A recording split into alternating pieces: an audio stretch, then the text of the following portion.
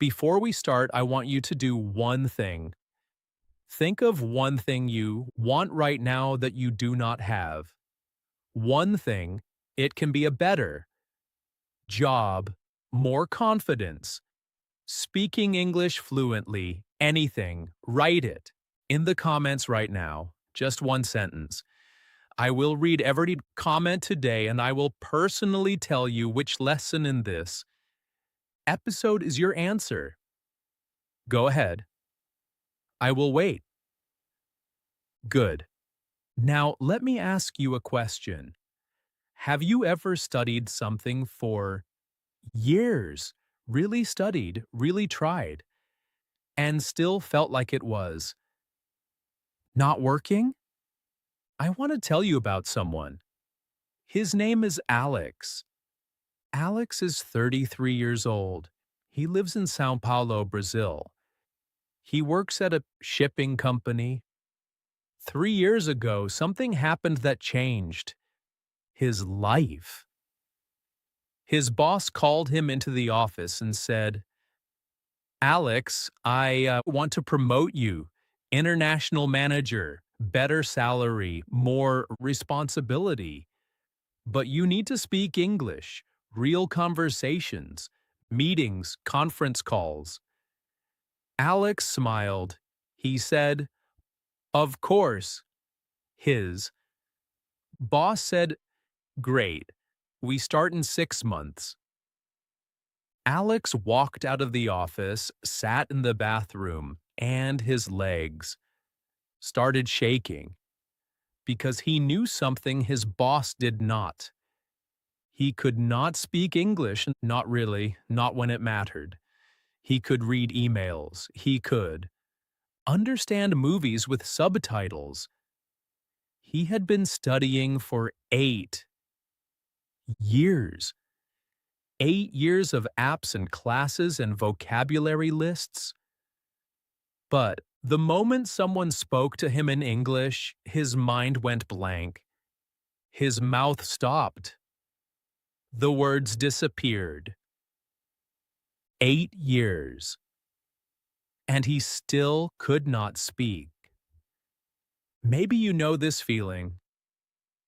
Now, a man named Napoleon Hill had a question that he spent his entire life trying to answer. Hill was a journalist. In 1908, he was given the most important job of his career. Andrew Carnegie, one of the richest men in the world, sat across from him and said, something that stopped time. I want you to study 500 of the most successful people in history. Find the exact reason they succeeded. Write a system that anyone can follow. Carnegie offered no money, no guarantee, just the task. Hill said, yes. He spent 20 years traveling across America. He sat with Thomas Edison. He talked with Henry Ford. He interviewed Theodore Roosevelt, 500 people. One question, what do you know?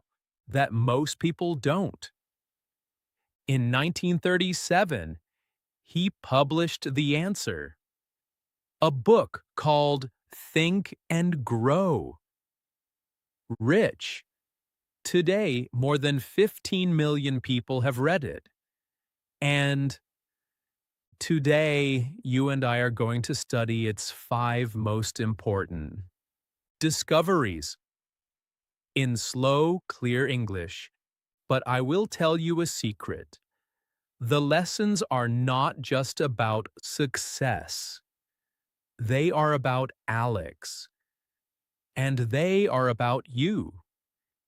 And by the end of this episode, you will understand something about your English that 8 years of studying never taught you.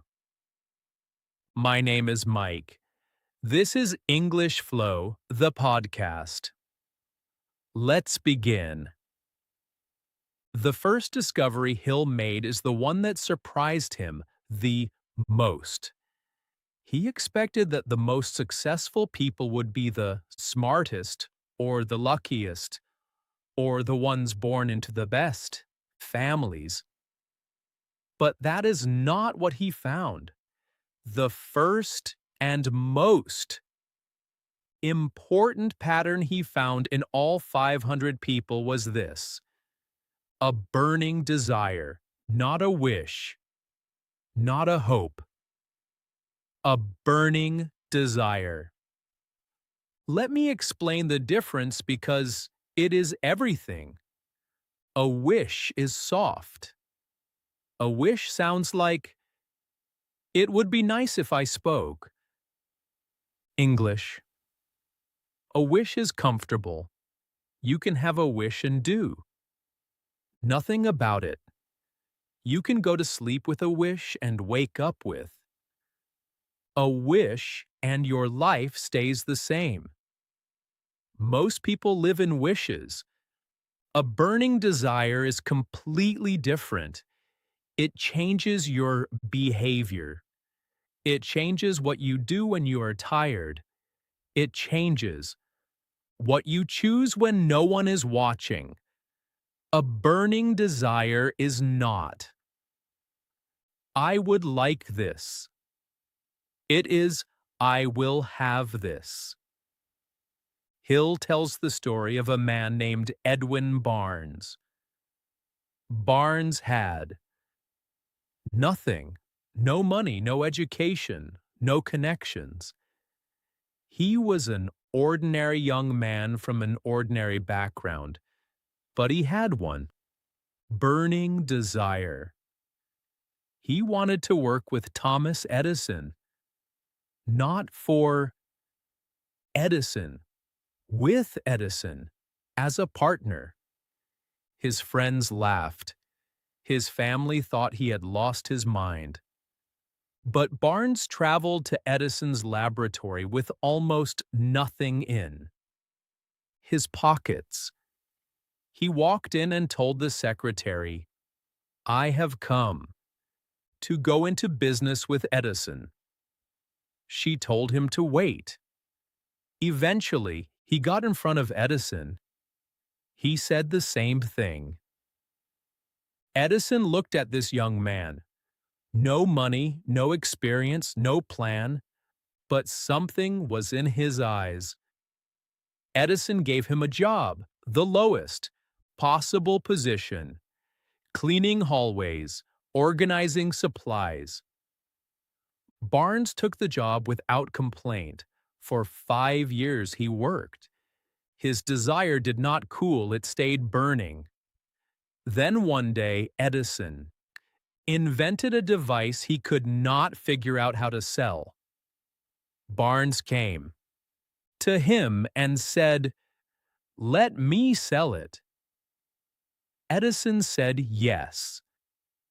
Barnes sold millions.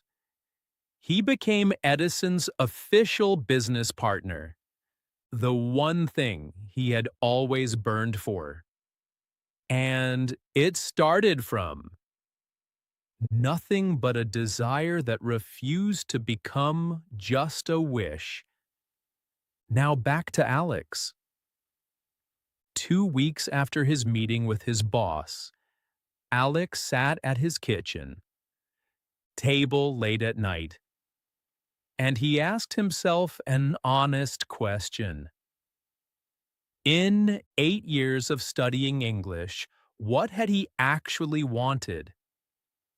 Not what he said he wanted, what he truly wanted. The answer was uncomfortable.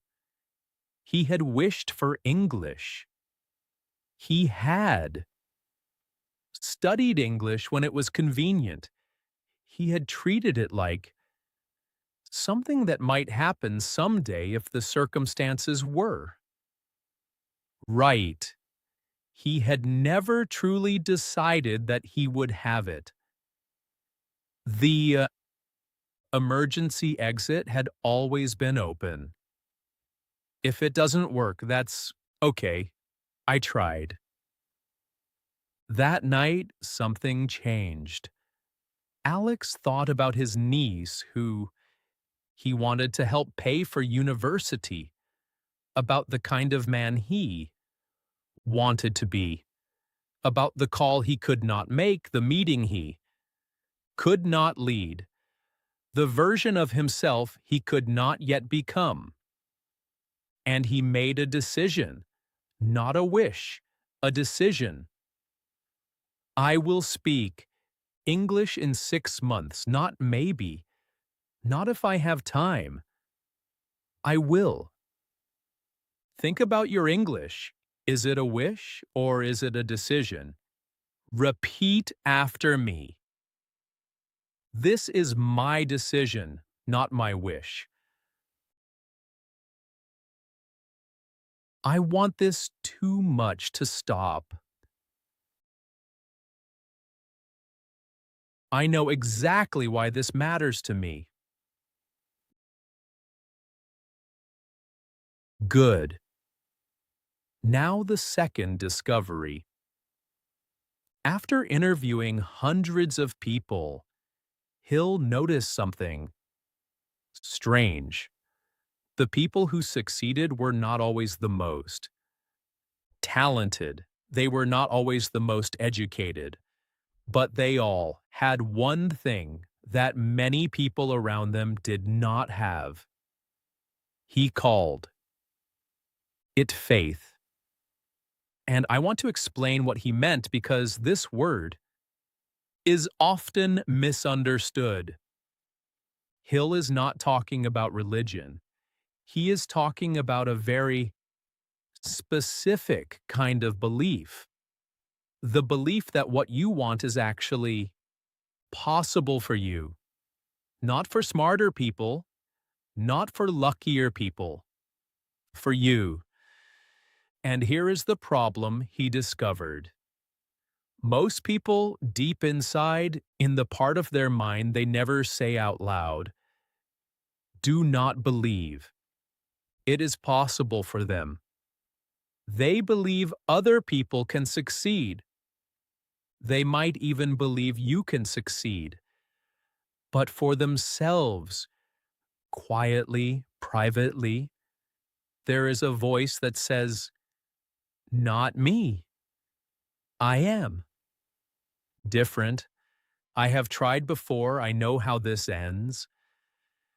When this voice is inside you, your brain becomes very clever. It starts collecting evidence to prove the voice right. Every mistake becomes proof. Every slow day becomes proof.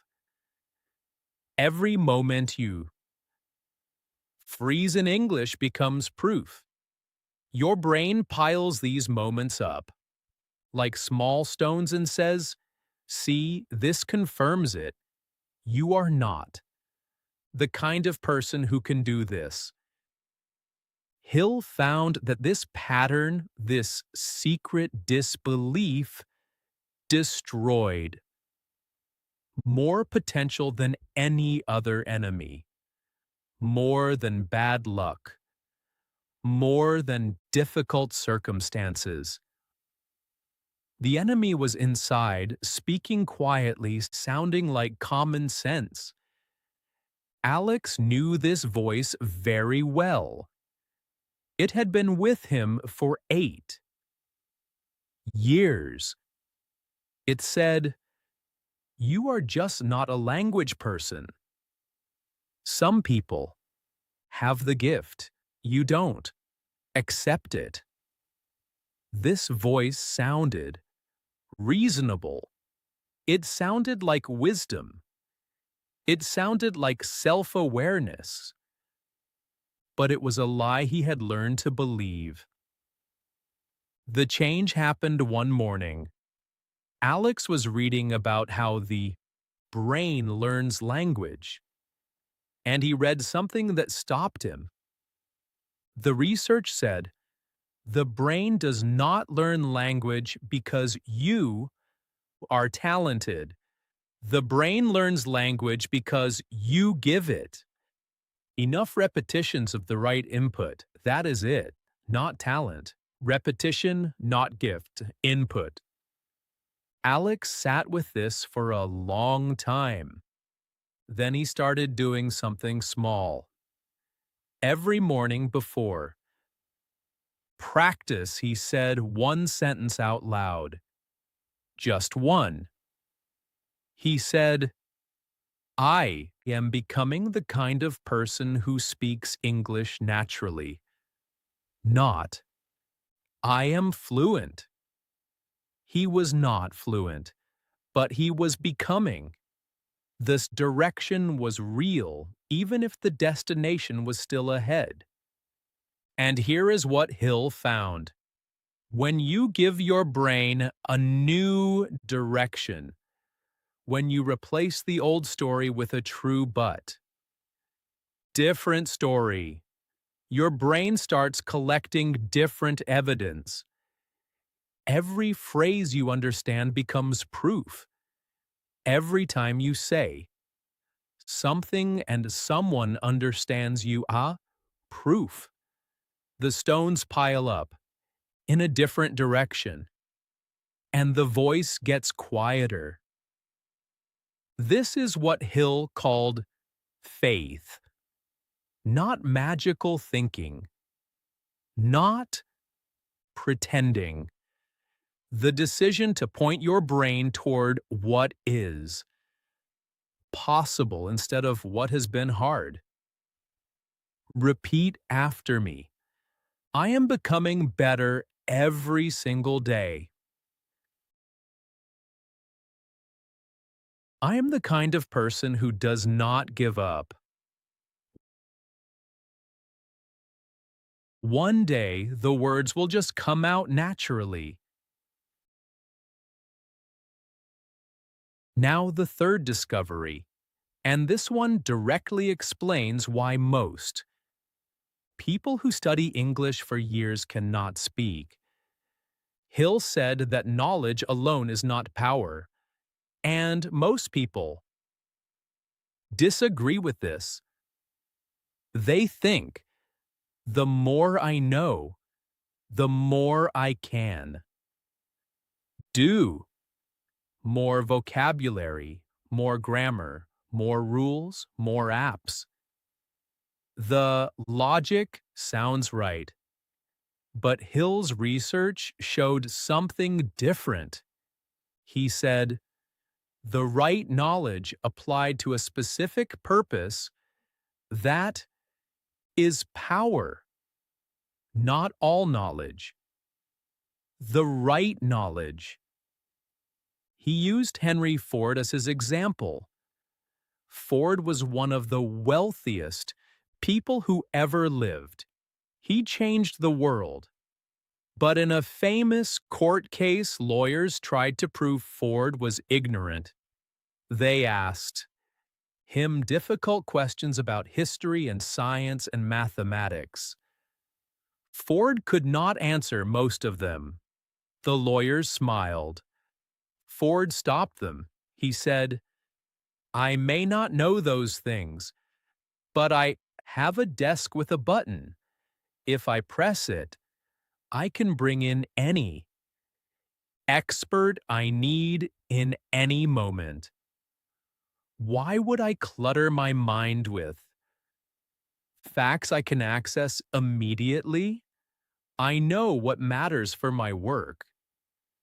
The lawyers had no answer because Ford was right. Alex had been learning English like a person trying to fill a swimming pool one cup at a time. Every day a new word, a new grammar rule, a new list. He was filling the pool. But when the moment came to swim, to actually speak in a real situation, he froze. Because filling a pool and swimming are completely different things. The change came when Alex asked himself one question. What English do I actually need? Not all English, not impressive. English, the specific English for his specific life, for introducing himself, for asking questions in a meeting, for politely disagreeing, for explaining a problem. He wrote it down. The list was not that long. Then he changed his approach. Instead of vocabulary lists, he started practicing complete phrases, ready-to-use sentences. I'd like to suggest something. That's a good point, and also, could you give me a moment? He practiced each phrase, slowly, out loud, until it was not vocabulary anymore. Until it was something his mouth knew how to say without his brain. Translating first. This is specialized knowledge. Not all English, the English that is built for your real life. And it works in a way that grammar, study never could, because when the moment comes, you are not. Building a sentence. You are using one that is already complete. Repeat after me. I don't need all of it. I need the right part. Real phrases, not grammar rules. This is how people actually talk. The fourth discovery is the one Hill considered the most important of all, and it is the one that will stay with you longest. He called it persistence, and he said, there is no substitute for persistence, no replacement, nothing that works instead of it.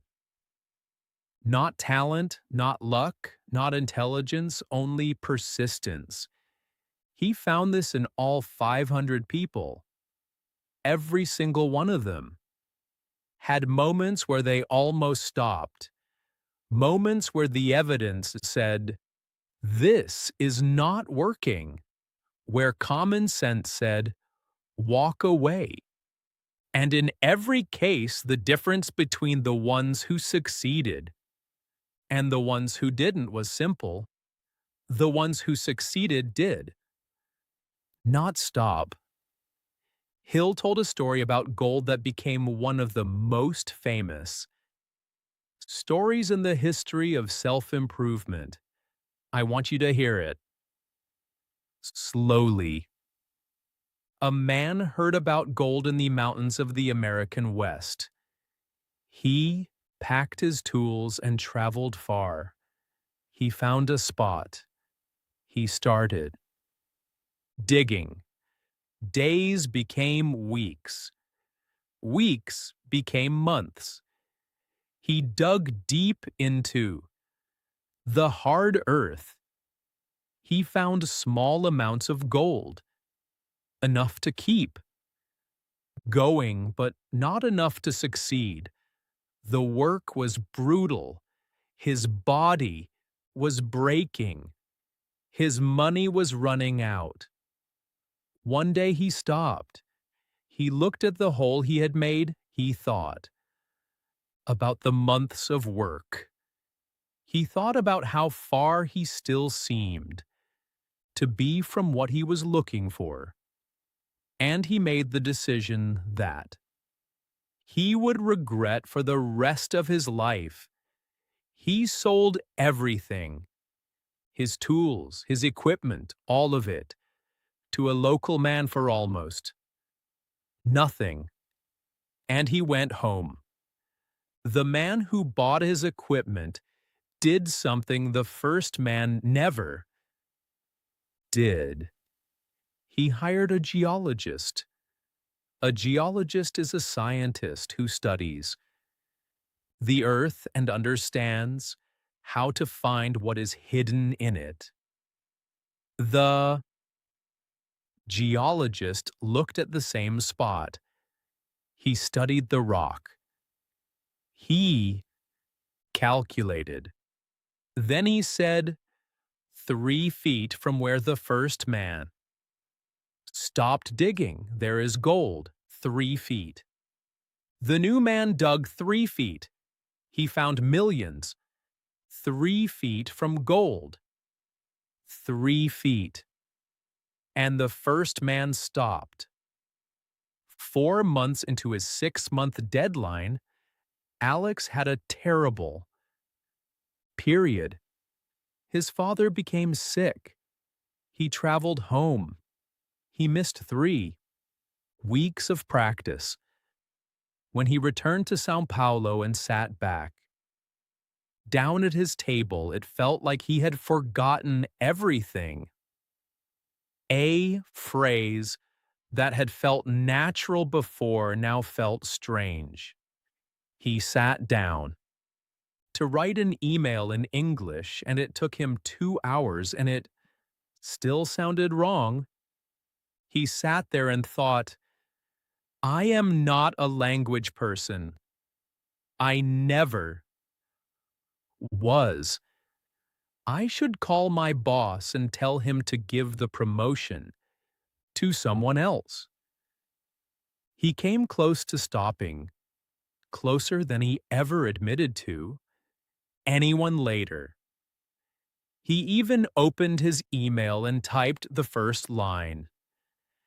Dear Paulo, I want to talk to you about the international manager position. He stopped. He did not type the next line. He went to bed. In the morning he woke up. He did not feel motivated. He did not feel ready. He sat at his table and practiced for 15 minutes.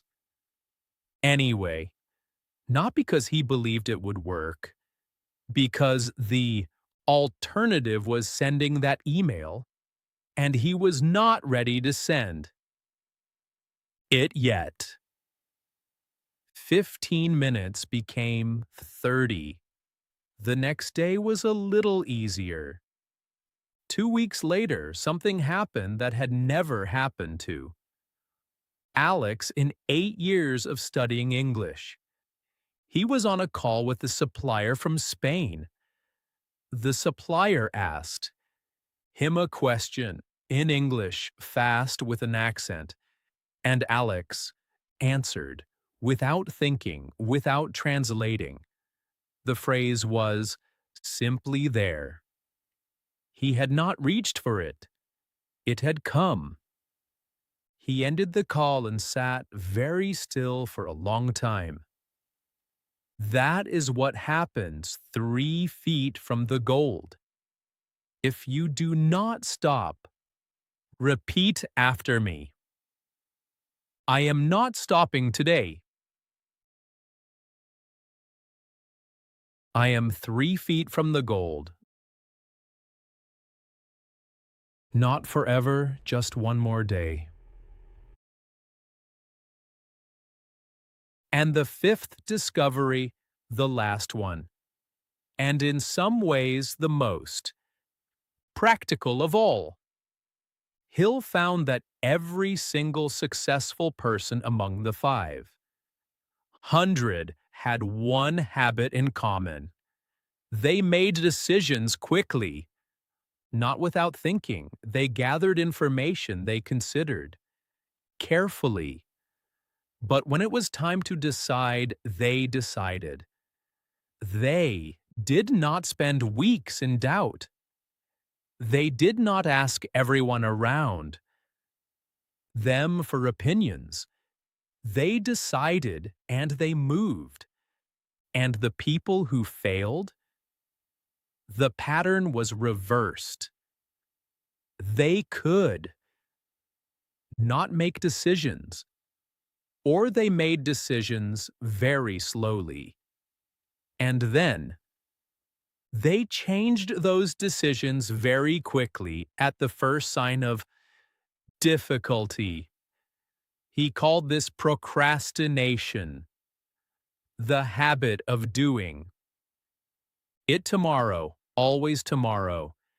And he said it destroys more potential than almost any other enemy. Here is the tricky thing about procrastination. It does not feel like failure, it feels like wisdom. I am not ready yet. I need a little more preparation.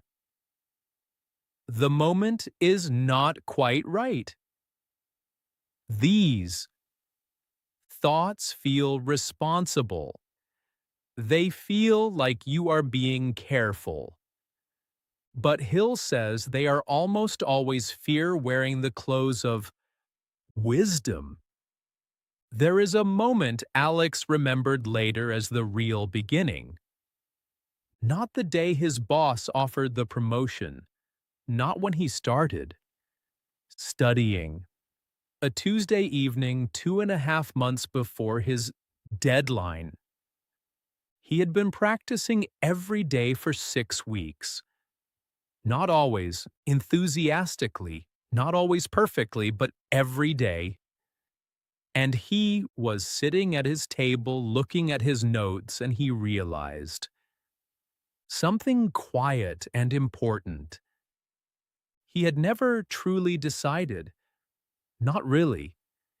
He had agreed to try. He had agreed to study. But in the back of his mind, there had always been a voice that said, and if it does not work, that is okay. You tried. That voice was the emergency exit. And as long as the exit existed, he was never fully in the room. That Tuesday, he closed the exit. He said to himself, alone at his kitchen table, with no one listening, I am going to speak English in February in that meeting. That is not a goal. That is a fact that has not happened yet. And he felt something shift, not just in his mind, in his whole body, a kind of lightness and also a kind of weight at the same time. The lightness of clarity, the weight of commitment. Hill says that the moment of true decision is the moment. Everything accelerates. Before the decision, you practice because you should. After the decision, you practice because you are moving towards something real. The quality of the practice changes. The focus changes. Even the energy changes. February came. The meeting with international suppliers from 3 different countries. Alex sat at the conference table. His hands were steady. The senior supplier from Germany spoke first. Fast and clear with a strong accent and looked directly at Alex. What do you think about the proposal? Alex felt the familiar pull toward silence, the old freeze, the old blankness. But only for a second. Then he heard his own voice. I think there are 2 issues we should address first. The timeline is tight and the pricing model needs to be clearer on the distribution side. 7 people looked at him. The German nodded slowly. Good point, he said. Let's discuss those. Alex had spoken English in a real meeting with real stakes. Not perfectly, but enough. Really, truly enough. Repeat after me. I have decided. That is enough to begin.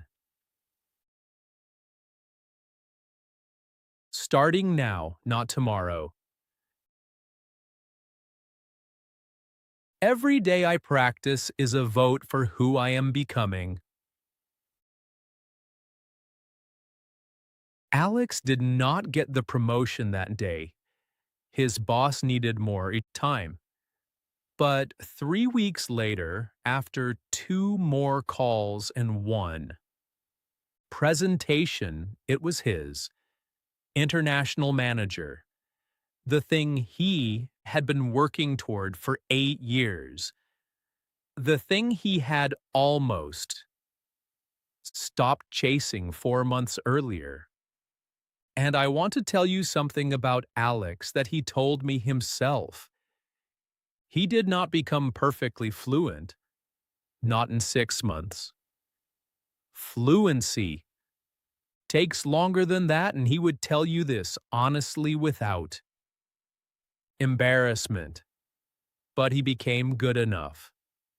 Good enough for the promotion, good enough for the calls, good enough that every month after that he became better because the foundation was real.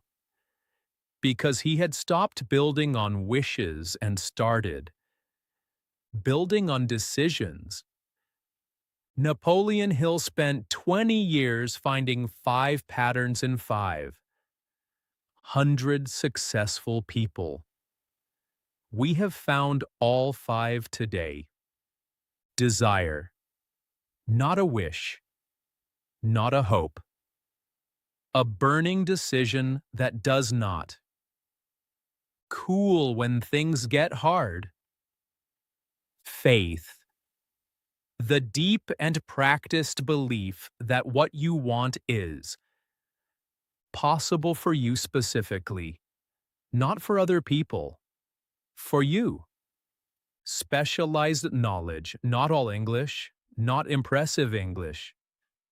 The right English for your real life, practiced until it is part of you.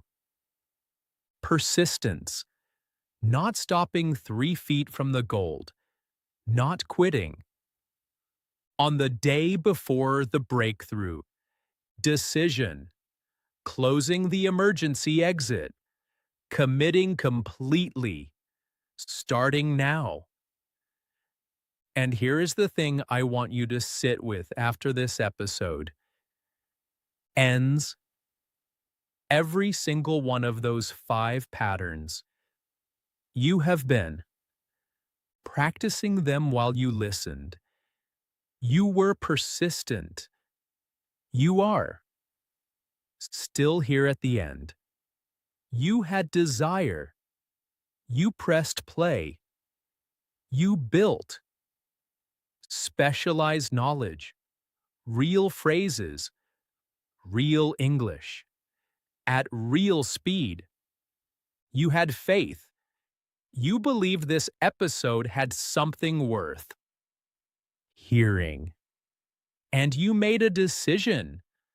The decision to not be the person who stops 3 feet from the gold. Now go back to the comment you wrote at the beginning. The one thing you want that you do not have yet. Read it and tell me, which of Hill's 5 lessons is the one you need most to get there? Write it in the comments. That is the next episode I will make. Subscribe to English Flow, the podcast. New episodes every Tuesday and Friday. I will see you in the next one.